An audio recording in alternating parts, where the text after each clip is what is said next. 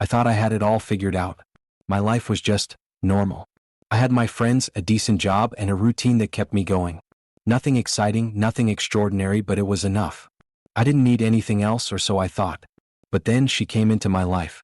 Eva. The woman who turned everything upside down. The woman who made me believe I was worth something more. She wasn't like anyone I'd ever met. Smart, beautiful, full of life, and she seemed to notice me in a way no one ever had before. It didn't take long before I was falling for her, deeper than I ever intended to. For once I felt seen, heard, important. I thought I had found something real, something that could last. But I couldn't have been more wrong. What started as a dream quickly spiraled into a nightmare. Her sudden distance, the lies I couldn't ignore, and the ultimate betrayal that shattered everything I thought I knew. The pain was real, but so was the change. Now I've rebuilt my life. I've transformed myself into someone I never thought I could be. And as I stand here looking ahead, I can't help but wonder, what comes next? The truth is, the future is wide open and I'm ready for whatever comes. But little did I know, Eva was still lurking in the background, and her return would force me to confront everything I thought I had left behind. I remember when everything felt so normal. I had my small group of friends, nothing flashy, nothing extraordinary. We'd meet up on weekends, hang out at the same old diner, talk about work and life like it was all we could ever need. My job at the tech startup was decent, not my dream, but enough to keep me going. My life wasn't exciting, but it wasn't bad either. For the first time in a while, I felt okay with it. Then she walked in. I met Eva on a Wednesday of all days. She was at the coffee shop, standing in line behind me. I didn't notice her at first, too busy fumbling for my wallet, but then I heard her voice. "Isn't it just a little too early for coffee?" she asked, a playful grin tugging at her lips. I turned, half expecting her to be making fun of me, but no, she just seemed genuinely curious. There was a certain ease to her that drew me in, like she didn't have a care in the world. "Maybe," I said with a laugh. "But it's the only way I get through my mornings." She smiled. "Fair enough. What do you do to get through the rest of the day?" I shrugged. "Mostly just get through it, I guess." "Same as anyone." She raised an eyebrow. "That doesn't sound like a good plan." I didn't know what it was, but there was something about her that felt different. Her confidence, her energy, it was magnetic. I caught myself laughing more than I usually would, talking about things I normally wouldn't share with someone I barely knew. But with her, it just came out naturally. "I'm Ava," she said as we sat down at a table together, her blue eyes locking onto mine as she spoke. "I don't think I've seen you around here before." "New to the area?" "Yeah," I said, running a hand through my hair. "I moved here about 6 months ago for work." "Ah, that explains it," she nodded, taking a sip from her cup. "Well, you found the right place to wake up. The coffee here is the best in the city." I smiled, suddenly feeling this pull towards her. It's growing on me. As the conversation went on, I learned more about Ava. She was smart, successful, and had this way of making even the most mundane topics sound fascinating. I don't know how long we talked, but by the end of our conversation, I found myself genuinely excited to see her again. "Let me know if you ever want to grab coffee again," she said with that same playful grin, standing up to leave. "I'll be around." I watched her walk out, feeling this strange warmth that I couldn't explain. There was something about her, something about the way she made me feel like I wasn't just another person in the crowd. She made me feel important. The next few weeks were a blur of messages and phone calls. We met up regularly and I found myself falling into a rhythm with her, one that felt like it could become something more. She seemed perfect. She was everything I thought I wanted in a partner. Smart, funny, confident, and incredibly attractive. "Do you want to go to dinner tonight?" she asked me one evening, her voice soft but firm. "Dinner? With you?" I laughed, unable to hide the surprise. "Are you sure?" She gave me a teasing smile. "What's wrong with that?" "Nothing," I said quickly. "Just didn't expect it." "Well, you better get used to it," she replied, her eyes gleaming with mischief. "I have a feeling we're going to have a lot of these dinners." There was something in the way she said it, like she was sure of it. And for the first time in my life, I felt like maybe I deserved this. Maybe I deserved to be happy. I never really thought I was the type of guy people wanted to be around. But with Ava, I felt seen, heard, important. We spent weeks together and every moment felt like it was leading to something greater. I began to trust her, to believe that maybe, just maybe, this was real. I couldn't have known how wrong I was. I still remember the way she looked at me the last time we were together before everything changed. She had this look in her eyes, a mix of affection and something else, something I couldn't quite place. It made my heart race, unsure of what was to come. But in that moment, I thought everything was perfect. I thought nothing could ruin it, but I couldn't have been more wrong. I could feel it, the shift in Ava. At first, I brushed it off. Maybe she was just busy. Maybe it was nothing. But slowly, I started to notice the little things. The way she didn't reply to my texts as quickly, the moments when she seemed distracted during our conversations, the subtle distance growing between us. One evening I called her. She didn't pick up, which was odd. Ava always picked up. I left a message. Hey, it's me. I've been thinking, we haven't talked much today. What's going on? The next day she called back. Her voice was flat, almost rehearsed. Hey, sorry about that. Work's just been crazy, you know? Nothing to worry about. But something felt off. I couldn't shake the feeling that she wasn't telling me everything. The doubts I'd buried deep inside began to surface, clawing at me. Later that week, I was out with my friends when I saw something that made my heart sink. Ava, laughing, holding hands with another guy. My stomach twisted in knots, and for a moment I couldn't breathe. I watched them from across the street, my mind screaming at me to do something, anything. But I stood frozen, rooted to the spot. When I saw her later that night, my voice was barely steady. Ava, what's going on? She looked at me, her face unreadable. Then she sighed as if it was the most casual thing in the world. I've been seeing someone else. I think you know that. I felt my chest tighten, my world narrowing down to the sound of my own heartbeat. What? What did I do wrong? Her eyes flickered with something, guilt? But she shook her head. It's not about you. You're a great guy, but I've just moved on. I don't want to hold you back, you know? I wanted to scream, to ask her how long she'd been lying to me. But the words stuck in my throat. I'm sorry, she said, but it didn't sound like an apology. It was more like she was reassuring herself. I think this is for the best. I couldn't speak. I felt like I was drowning, like she just pulled the floor out from under me. She wasn't sorry. She didn't regret anything. And I was just the person she left behind. I spent the first few days in a haze. I couldn't breathe, couldn't think straight. Every time I closed my eyes, I saw Ava's face, heard her words echoing in my mind. I've moved on. It cut through me like a knife. I remember one night, sitting on my couch, staring at the empty space beside me. My phone buzzed. It was a message from Sarah, one of my friends. Hey, you okay? You've been kind of distant lately. Let's grab a drink. I stared at it for a long time, the words blurring together. Sarah meant well, but I couldn't bring myself to respond. I didn't want to see anyone. I didn't want to hear, it's okay, or she wasn't right for you. None of that mattered. I tossed my phone onto the couch and walked into the kitchen. The sink was full of dirty dishes, my apartment a mess. I hadn't cleaned up in days, not since Ava left. But standing there, in the middle of the clutter, I realized something. I had let everything fall apart, including myself. It wasn't just her betrayal. It was me. I'd let myself get so wrapped up in someone else that I'd forgotten who I was. I'd neglected my own needs, my own well-being. That had to change. The next morning, I woke up early. My reflection in the bathroom mirror was a stranger. I barely recognized myself. My eyes were bloodshot, my face pale, like I hadn't seen the sun in weeks. I looked at myself and made a decision. I had to get it together. No more sitting in my misery. I went for a run that morning. It felt like my body was protesting at first, sore and tired, but I pushed through. It wasn't about being fast. It was about getting out of my head, breaking the cycle. When I got back to my apartment, I did something I hadn't done in a long time, made a proper breakfast. Eggs, toast, coffee. A simple, normal thing, but it felt like a victory. I hadn't done anything for myself in so long, and now I was doing it. A few days later, I was in the gym lifting weights. I hadn't been in months. The cold metal felt foreign in my hands, but I powered through. I started to feel the tension leave my body little by little. The anger was still there, but now I could use it, channel it into something that made me feel strong. Sarah called again. You're really shutting everyone out, huh? She said when I picked up. There was no anger in her voice, just concern. Come on, man, you don't have to do this alone. I closed my eyes, feeling the weight of the words. I wanted to say I was fine, that I just needed time, but I wasn't fine. I wasn't anywhere close to fine. I don't know, Sarah. I can't talk to you right now. I don't even know what to say. I paused, my voice quieter. I'm just trying to figure things out on my own. There was a long silence on the other end. Okay, I get it, she said softly. But we're here when you're ready. I hung up without saying another word. It wasn't that I didn't care about my friends, but I needed this space.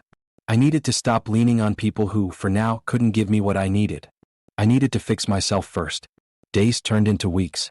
I kept up the routine, exercise, work, eating right, sleeping better. Small victories, but they were victories. I started to see the changes both in how I looked and how I felt. It wasn't fast and it wasn't easy, but it was progress. I didn't have Ava to lean on anymore. I didn't have anyone but me. And for the first time in a long while, I started to realize that maybe, just maybe, that was enough. I didn't need her to validate me, to make me feel like I mattered. One evening as I sat in my living room, a thought hit me. I wasn't rebuilding just to forget her. I was rebuilding for me. I was learning to stand on my own, to find my worth again.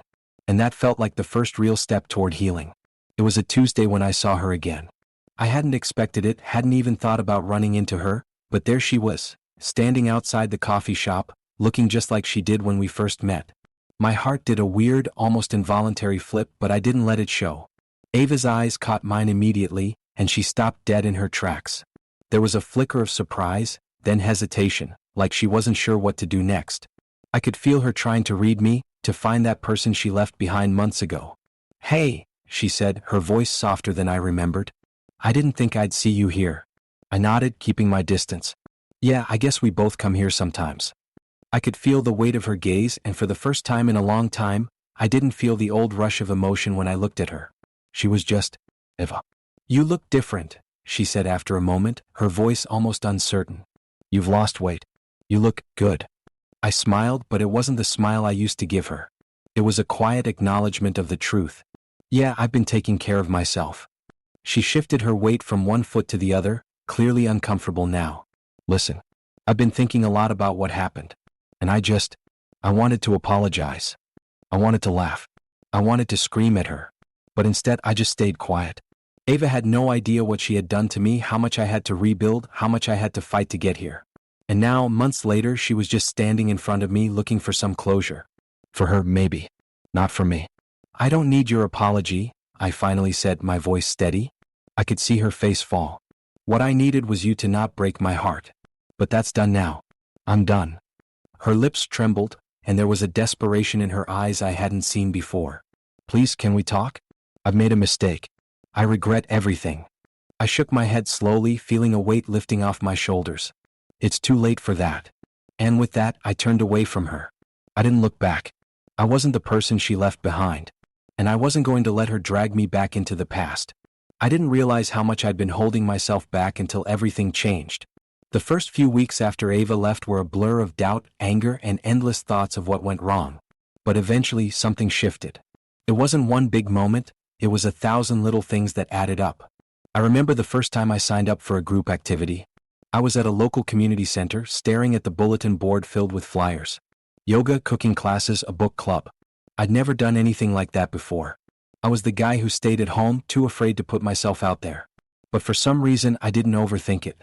I grabbed the pen and signed up for a painting class. That evening, I showed up, a little nervous but determined. And it was freeing. The other people in the class weren't judging me, they weren't asking about my past. They were just interested in what we were creating right there, in the moment. "Hey, I'm Emily," one of the women said as she sat next to me. "You're a little quiet. You okay?" I chuckled, feeling a little embarrassed. "Yeah, just not used to this whole meeting new people thing." She smiled. "You'll get used to it. I used to be the same way. But look, we're painting now. That's progress, right?" Her casual, supportive attitude was a reminder that I didn't have to carry my old baggage with me. I could start fresh just like she had. The next few days were a whirlwind of new experiences. I joined a few more classes and started seeing a therapist, not because I thought I was broken, but because I needed to better understand myself. The old version of me, the one who constantly gave to others and never took the time to care for myself, was slowly fading away. One evening after a painting class, I met a guy named Mike. We talked about our favorite books and movies, but more than that, he listened to me. He didn't try to fix me or offer advice. He just listened. I found myself laughing more than I had in months, and for the first time, I realized that I was becoming someone I actually liked. "You know," Mike said, "you're one of the most real people I've met in a while. Not a lot of people are as open as you." I wasn't sure how to respond, but I could feel the weight lifting off my shoulders. I wasn't hiding anymore. I wasn't pretending to be something I wasn't. And for the first time in a long time, I felt proud of who I was becoming. I texted Sarah later that night. "I think I'm finally starting to get it. I'm really doing this."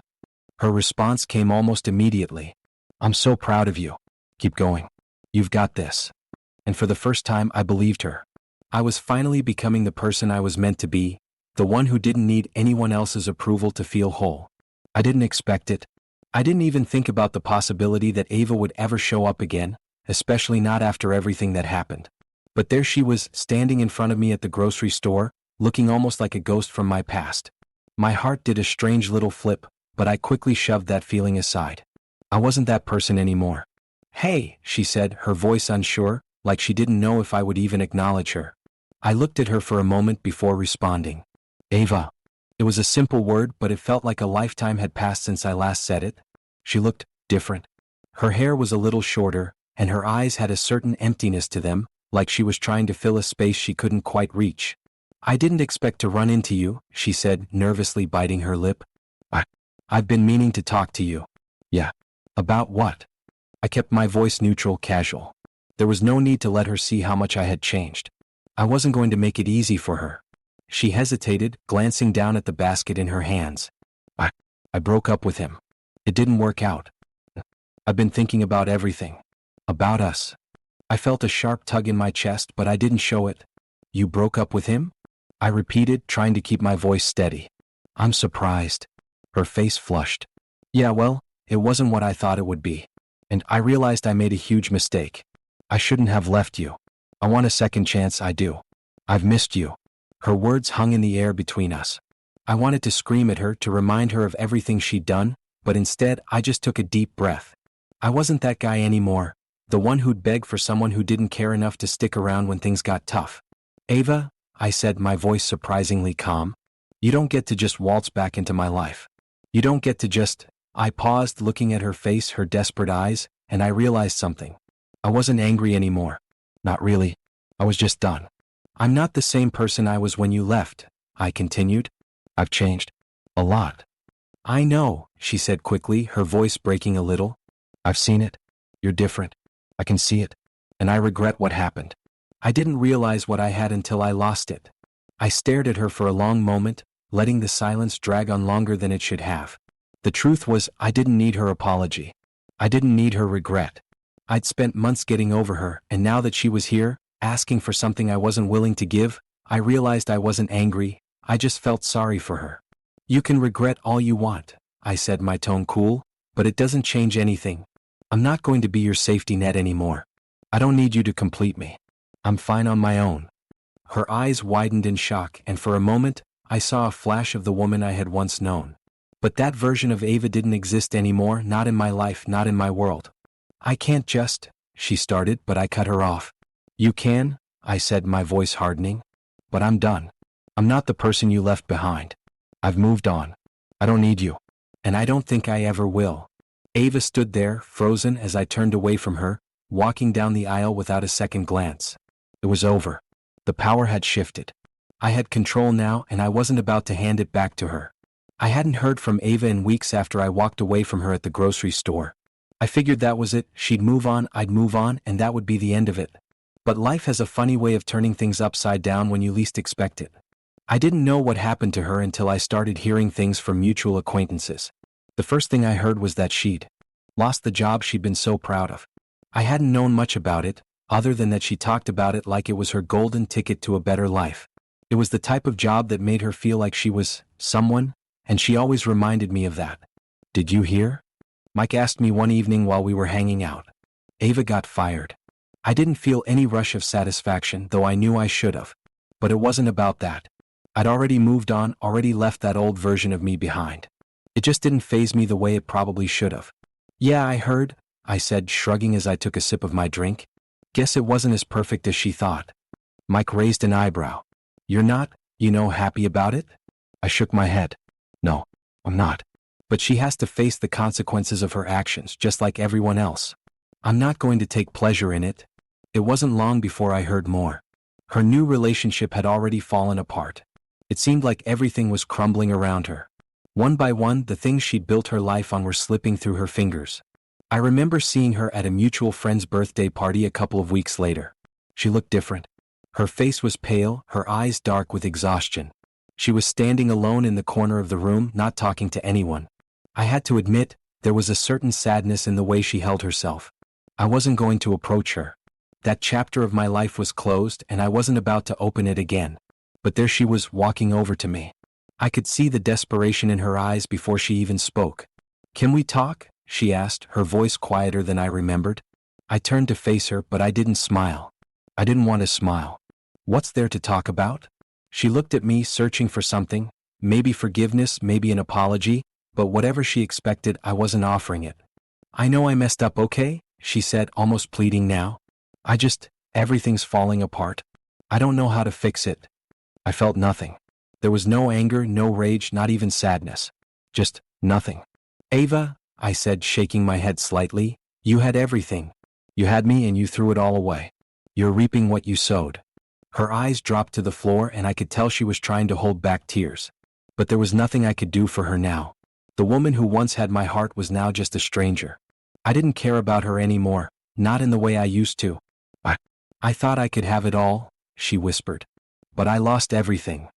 "You did," I replied, my voice steady. "And it's too late for second chances.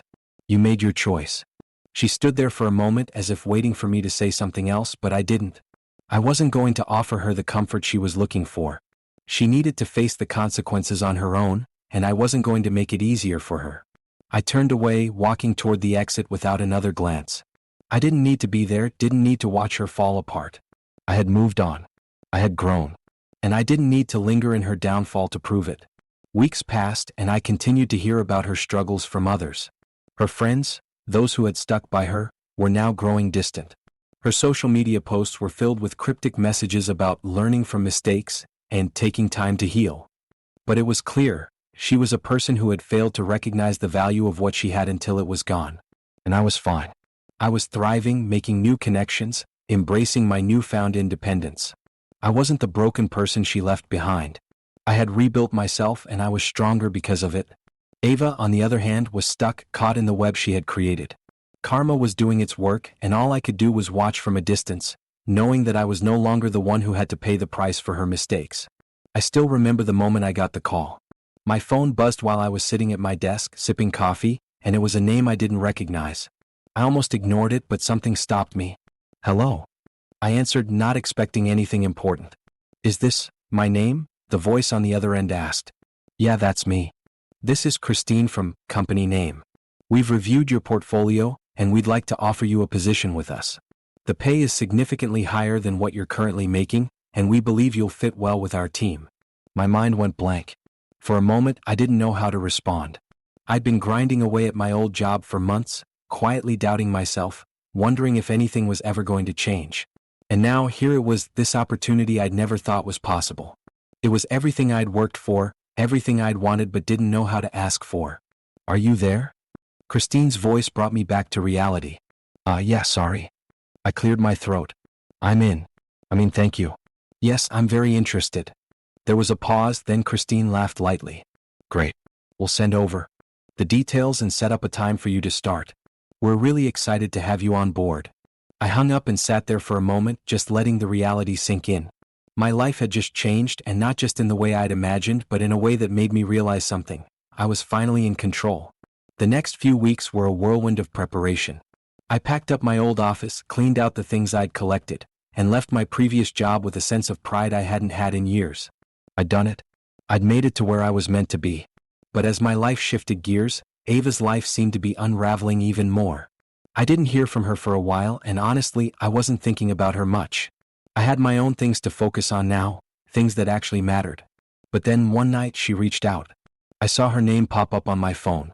My heart didn't race like it used to, and I didn't feel the urge to pick up immediately. For once, I was in control of the situation, not her. I took a deep breath and answered. "Ava." "Hi," she said, her voice quieter than I remembered. I know it's been a while. I just wanted to check in." I was silent for a moment, unsure what to say. It had been so long since I'd even thought about her, and I didn't know if I even wanted to hear what she had to say. But part of me still wanted closure. "I've been thinking about you," she continued, sounding hesitant. "I've been going through some stuff. I want you to know that I regret everything. I messed up." I let her words hang in the air for a moment. Part of me wanted to scream at her, remind her of everything she'd done, and tell her she didn't deserve any kind of forgiveness. But I didn't. I wasn't that person anymore. I was stronger now and I didn't need her to make me feel whole. Ava, I've moved on, I said, keeping my voice calm, detached. I'm in a good place now. A place I didn't think I'd be in, but I'm here. And you? You're part of my past now. That's all. I could hear her breathing on the other end of the line. I understand, she said softly. I wanted to apologize. And to say I'm sorry for everything. I ruined it. I wasn't angry. I wasn't bitter. But I was done. I don't need an apology, Ava. What I needed was for you to realize what you had when you had it. You didn't. And now I've realized I don't need you in my life to be happy. There was a long silence. Then she finally spoke, her voice barely above a whisper. I know. I lost everything, didn't I? Yeah, I said, but there was no satisfaction in my voice. But you're the only one who can fix it. Not me. And not anyone else. We said our goodbyes after that, but it wasn't the same as before.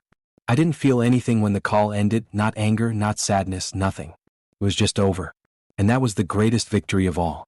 Ava's story had ended as a cautionary tale, and I didn't need to be part of it anymore. She had made her choices, and now she was reaping the consequences. But me? I was standing on my own 2 feet.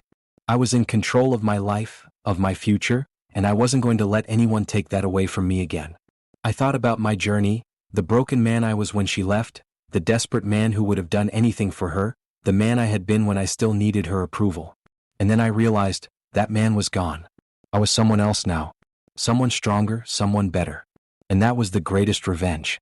Not seeking payback, not trying to make her feel what I felt. No, my victory was in my transformation. I had built myself up from the ground, and I had become someone I could finally be proud of. And that was all I needed. I never thought I'd reach this point. After everything with Ava, the heartbreak, the anger, the confusion, I figured I'd always carry a piece of it with me. But now, sitting here reflecting on everything, I realize how much I've changed. How much stronger I've become. I was sitting in my new apartment, the one I'd moved into after landing the job that turned everything around. My space, my life, everything was different now. I didn't need anyone else to validate me, least of all Ava. For the first time in a long time, I felt like I was exactly where I was meant to be. I was talking to Mike a few days ago and I couldn't help but smile when he said, "Man, you're really different. I mean, in a good way. You've got this calm confidence now." I laughed. It's crazy, isn't it? I don't even recognize the person I used to be. He nodded. You've really come a long way. And I had. I thought about Ava, about everything we went through, and the truth hit me hard. I didn't need her in my life to feel whole. In fact, I never did. She had been a distraction, a reflection of my own insecurities. But those insecurities were gone now, replaced with the kind of strength I didn't even know I had. The last time I heard from her, when she called to apologize, I didn't feel anything. There was no anger, no yearning for closure. Nothing. Her apology was too little, too late, and the truth was, I had already forgiven her. I didn't need her forgiveness to move on. I don't think I even realized it then, but that call was the final moment in this journey. Ava was no longer a part of my story, not in any meaningful way. Her regrets were hers to deal with, and they had no bearing on my future. It was like a weight had been lifted from my chest and I finally felt light. I was free. And freedom was something I had to find on my own. I thought about everything I'd gone through, the sleepless nights, the moments of self-doubt, the hurt that seemed endless at times, and I realized that it had all shaped me into the person I was now. The person I needed to be. I didn't need to get revenge. I didn't need to make her feel what I felt. I was beyond that. Justice, in a way, had already been served. It wasn't about what Ava had done to me, it was about what I had done for myself. I'd rebuilt my life. I'd rebuilt myself. I don't need her, I said quietly to myself, a smile forming on my lips. I'm enough. And for the first time I believed it. I didn't have all the answers, but I didn't need them. I wasn't going to keep holding on to the past. It didn't matter anymore. What mattered now was the future, the life I was building, the person I was becoming. And as I looked out the window at the city below, I finally understood that the true closure wasn't in seeking justice. It was in letting go. I remember when everything felt so normal. I had my small group of friends, nothing flashy, nothing exciting. I was stuck in a cycle, doing the same thing every day, wondering if anything would ever change. It felt like I was just waiting for life to happen to me. But now I look around and everything is different. I've rebuilt my life from the ground up, and for the first time I feel like I'm in control. I had a conversation with Mike the other day. You've come a long way, man, he said, raising his beer. You've got this confidence now that you never had before.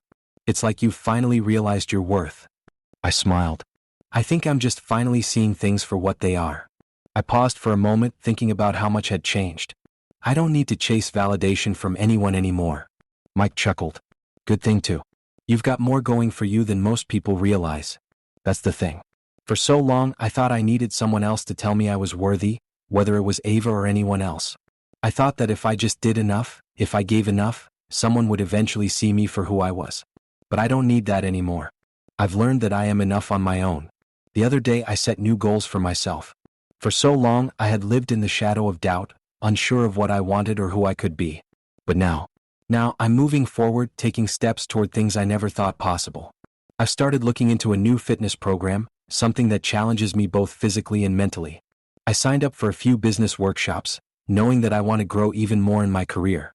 The possibilities are endless and I'm ready to take them on. I think back to the days when Ava was still in my life. She thought she could replace me, that I was just a stepping stone for her. But in the end, I became the person everyone wanted, without her. It wasn't revenge, it wasn't anything petty.